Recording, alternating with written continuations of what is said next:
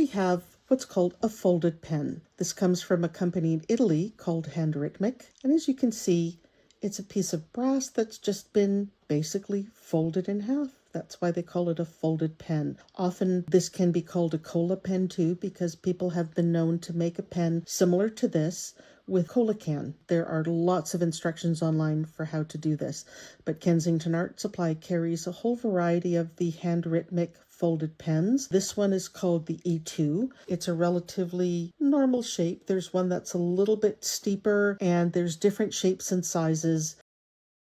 I'm just going to dip this into some Sumi ink that we can just do lines if I'm writing from the bottom of the tip. I can also even just turn this around and make marks from the opposite side. But the fun part of this pen is how much of this surface comes in contact with the paper decides how thick your line will be. So tilt it up a little bit, thinner line, tilt it up a little bit more, a little bit more, a little bit more. And the interesting thing with this as well is as you're writing with it, you can do lettering.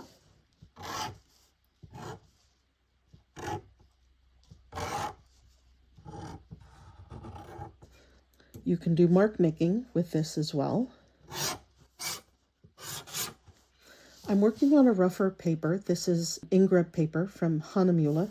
And because it's got ridges and lines in here, when I move the pen quickly across the paper, it makes splatter marks. It might even spit a little bit. And this makes for an interesting line when you're making your marks. So that's the Handrytmic folded pen.